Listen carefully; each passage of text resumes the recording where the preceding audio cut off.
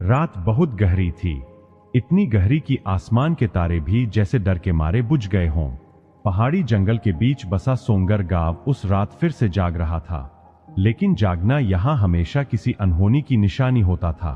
12 साल बाद आज फिर गांव की कच्ची पगडंडी पर पायल की छन छन सुनाई दी। कोई दिखता नहीं था, सिर्फ आवाज, छन छन छन। और जिस घर के पास से वो आवाज गुजरती, उस घर में सुबह तक या तो कोई पागल हो जाता या कोई जिंदा ही नहीं बचता।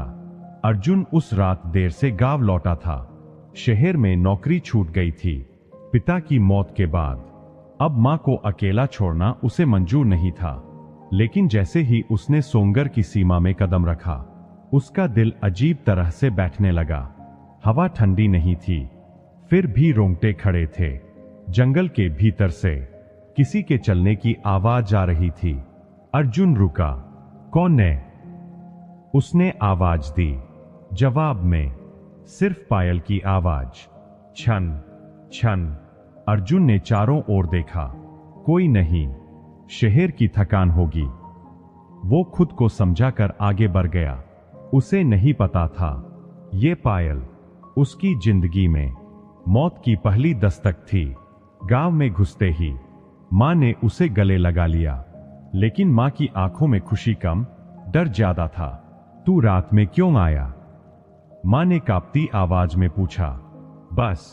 बस यूं ही। अर्जुन ने झूठ बोला। मां ने चुपचाप दरवाजे पर नींबू, मिर्च और एक लोहे की कील टांग दी। ये सब क्या है? अर्जुन ने पूछा। मां ने फुसफुसाकर कहा, पायल फिर से बज रही है। अर्जुन हंस दिया।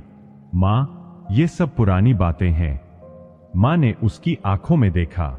जो हंसते हैं बेटा, वही सबसे पहले मरते हैं। उस रात अर्जुन को नींद नहीं आई। कभी खिड़की से, कभी दरवाजे से पायल की आवाज आती रही, छन छन छन। सुबह गांव में कोहराम मचा था। लालू काका की बहू कुएं में मरी मिली। चेहरे पर डर ऐसा जैसे मौत से पहले उसने कुछ भयानक देखा हो। गांव वालों ने एक ही बात कही, पायल सुनाई दी थी। अर्जुन को गुस्सा आया। हर मौत का दोष उस कहानी पर क्यों डालते हो? तभी भीड़ से एक बूढ़ी औरत निकली। तेरी कमर, सफेद आंखें, कहानी नहीं है ये। उसने अर्जुन की तरफ उंगली उठाई। ये श्राप है। चुड़ैल की पायल। अर्जुन पहली बार डर गया।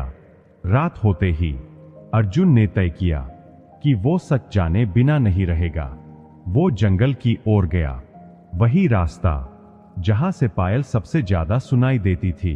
अचानक हवा रुक गई, पेड़ स्थिर हो गए और तभी छन छन। इस बार आवाज बहुत पास थी। अर्जुन ने टॉर्च जलाई। रोशनी में एक औरत खड़ी थी। लाल लहंगा, खुले बाल, पैर नंगे, लेकिन उसके पांव उल्टे थे।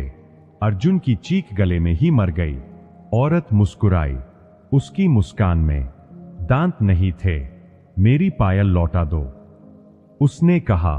और अचानक अंधेरा छा गया। अर्जुन होश में आया तो खुद को एक पुराने खंडहर में पाया। दीवारों पर खून से बने निशान, बीच में एक टूटी हुई पायल और सामने वही औरत। मेरा नाम वसुंधरा था, उसने कहा। इस गांव ने मुझे चुड़ैल कहा। उसने कहानी सुनाई, कैसे सालों पहले उस पर झूठा इल्जाम लगा, कैसे गांव वालों ने उसे जिंदा जला दिया। मरते वक्त वसुंधरा की आवाज कांप गई। मेरी पायल टूट गई और मेरी आत्मा उसमें कैद हो गई।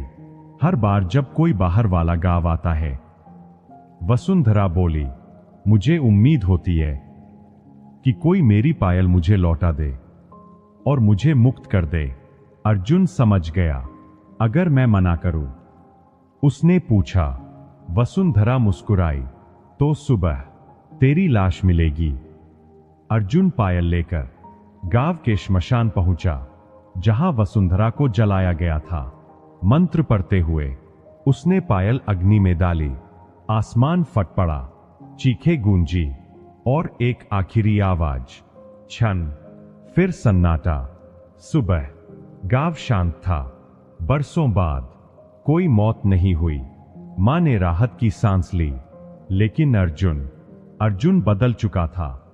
रात को जब वो सोया, उसने अपने पैरों में कुछ भारी महसूस किया। नींद में उसके होंठ हिले। अब पायल मेरी है।